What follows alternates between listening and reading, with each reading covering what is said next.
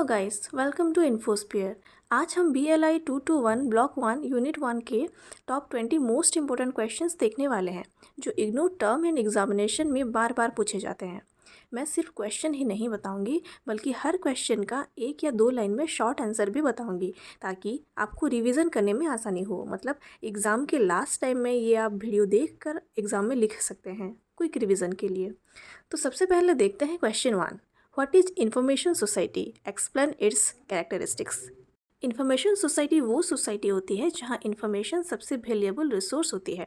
यहाँ ICT मतलब information and communication technology, internet और डिजिटल टेक्नोलॉजी की हेल्प से इंफॉर्मेशन क्रिएट, स्टोर और शेयर की जाती है।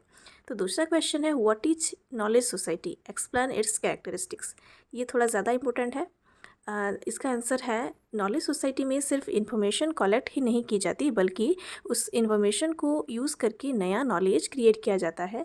इस सोसाइटी में एजुकेशन, इनोवेशन और रिसर्च को सबसे ज़्यादा इंपॉर्टेंस दी जाती है। थर्ड क्वेश्चन है differentiate between information and knowledge society. ये लॉन्ग आंसर में आता है और ये सबसे इंपॉर्टेंट है। तो वीडियो के स्टार्टिंग में मैंने जैसे बताया कि मैं आज शॉर्टली सब कुछ बता दूंगी, तो ये भी आज मैं शॉर्टली बता दे रही हूँ। तो इसका आंसर है इन्फॉर्मेशन सोसाइटी का फोकस इन्फॉर्मेशन पर होता है जबकि नॉलेज सोसाइटी का फोकस इन्फॉर्मेशन को यूज़ करके नॉलेज और इनोवेशन क्रिएट करना होता है।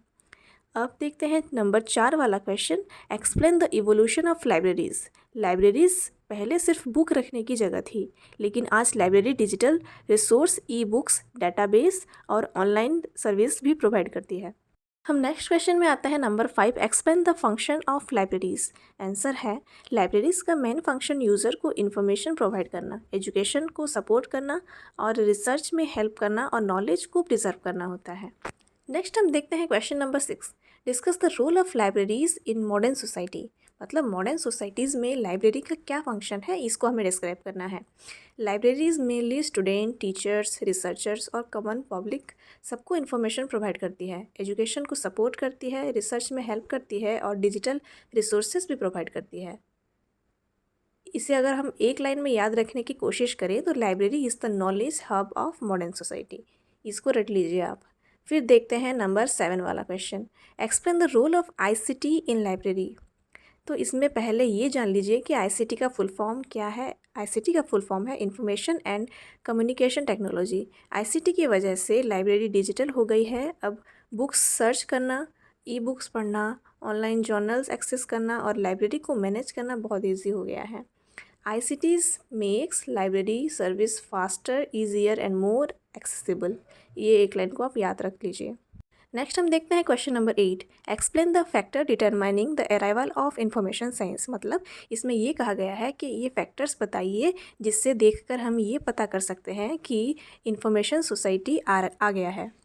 इंफॉर्मेशन सोसाइटी आने के मेनली 3 फैक्टर्स हैं। पहला है इंफॉर्मेशन एक्सप्लोजन, दूसरा है इंफॉर्मेशन कॉन्शियसनेस, तीसरा है rapid development of computing and communication technology.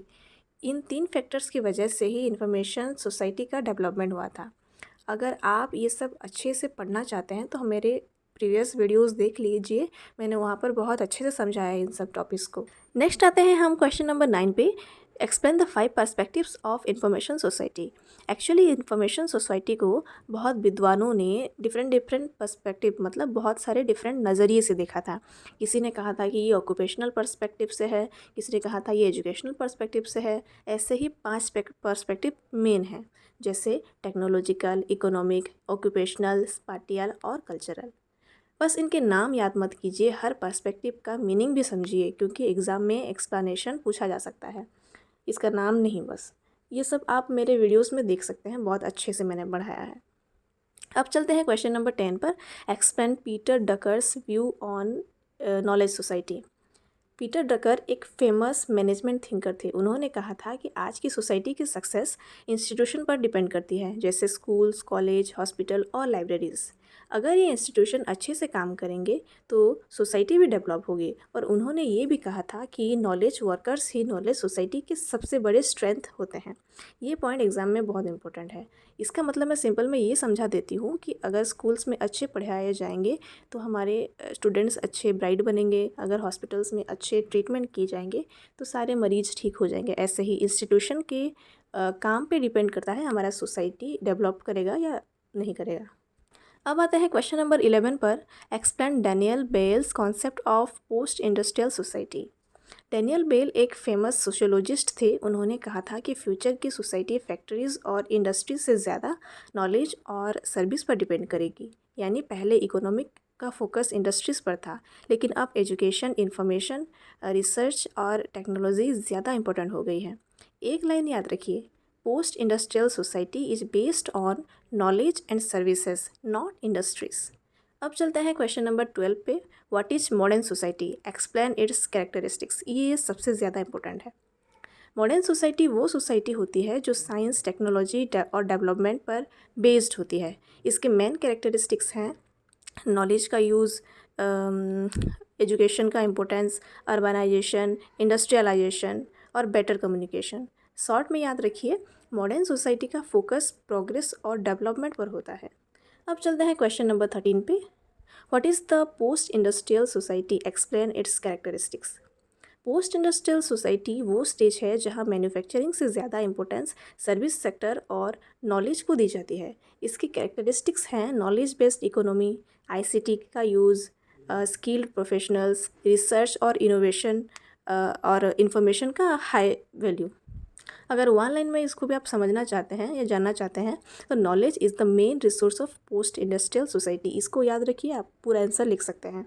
अब चलते हैं क्वेश्चन नंबर 14 पे। Differentiate between modern society and post industrial society. Modern society में इंडस्ट्रीज और मशीन्स इंपॉर्टेंट होते हैं, लेकिन पोस्ट इंडस्ट्रियल सोसाइटीज़ में नॉलेज, इन्फॉर्मेशन और सर्विस सबसे ज़्यादा इंपॉर्टेंट होते हैं।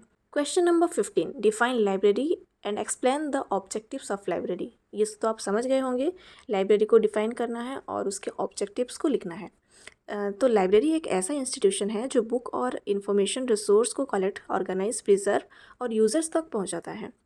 लाइब्रेरी के मेन ऑब्जेक्टिव्स हैं इन्फॉर्मेशन प्रोवाइड करना, रीडिंग हैबिट डेवलप कराना, एजुकेशन और रिसर्च को सपोर्ट करना और नॉलेज को प्रिजर्व करना।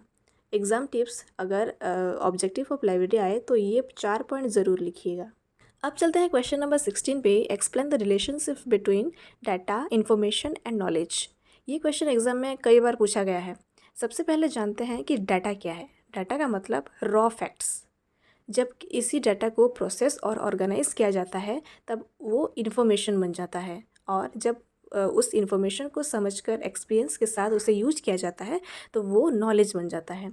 सिंपल फार्मूला याद रखिए, पहले डाटा, डाटा से बना इन्फॉर्मेशन, इन्फॉर्मेशन से बना नॉलेज। अब चलते हैं 17 पर। Explain the role of libraries in education, research and culture development. Library education में स्टूडेंट्स और टीचर्स को बुक्स और स्टडी मटेरियल प्रोवाइड करती है। रिसर्च में जर्नल्स, रिसर्च पेपर और डाटाबेस प्रोवाइड करती है, और कल्चरल डेवलपमेंट के लिए लाइब्रेरी हमारी हिस्ट्री, कल्चर और हेरिटेज को प्रिजर्व करती है। वन लाइन में याद रखिए कि library supports education, research and culture. अब देखते हैं question 18। Explain embedded library and immersive library. Embedded library का मतलब है कि लाइब्रेरियन यूज़र्स के साथ डायरेक्टली जुड़कर उनकी स्टडी, रिसर्च या प्रोजेक्ट में हेल्प करता है। लेकिन इमर्सिव लाइब्रेरी का मतलब है लाइब्रेरी सिर्फ बुक तक लिमिटेड नहीं रहती, बल्कि डिजिटल लाइब्रेरी, वर्चुअल लर्निंग और इंटरैक्टिव सर्विस के थ्रू यूज़र्स को बेटर लर्निंग एक्सपीरियंस देती है।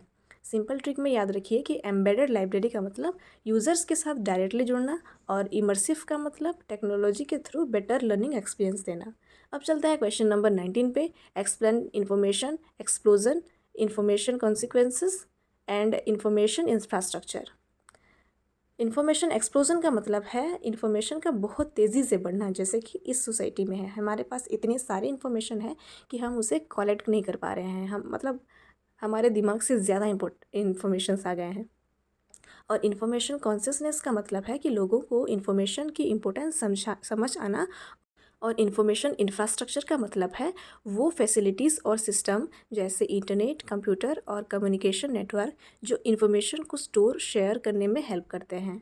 इन तीनों की डेफिनेशन 2-3 लाइंस में लिखना काफ़ी होता है। अब देखते हैं हमारा last question. Explain science based, management based, society based and individual based computerization. ये इन्फॉर्मेशन सोसाइटी की डेवलपमेंट की सबसे इम्पोर्टेंट स्टेज है। साइंस बेस्ड कंप्यूटराइजेशन में कंप्यूटर साइंटिफिक और नेशनल प्रोजेक्ट में यूज़ होते हैं। मैनेजमेंट बेस्ड कंप्यूटराइजेशन में गवर्नमेंट और बिजनेस मैनेजमेंट में कंप्यूटर्स का यूज़ होता है, जबकि सोसाइटी बेस्ड कंप्यूटराइजेशन में कंप्यूटर्स पूरी तरह सोसाइटी के बेनिफिट्स के लिए यूज़ होते हैं। और इंडिविजुअल बेस्ड कंप्यूटराइजेशन में हर इंडिविजुअल के पास कंप्यूटर इंफॉर्मेशन एक्सेस होती है, जैसे क्रिएटिविटी और नॉलेज का डेवलपमेंट होता है।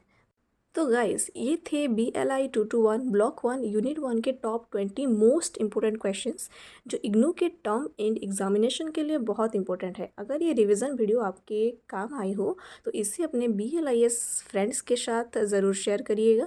और ऐसे ही इजी क्लासेस, इंपॉर्टेंट क्वेश्चंस और एग्ज़ाम प्रिपरेशन के लिए द इन्फोस्फीयर चैनल को सब्सक्राइब करना बिल्कुल मत भूलिए। मिलते हैं हमारे नेक्स्ट वीडियो में, तब तक के लिए keep learning and keep growing.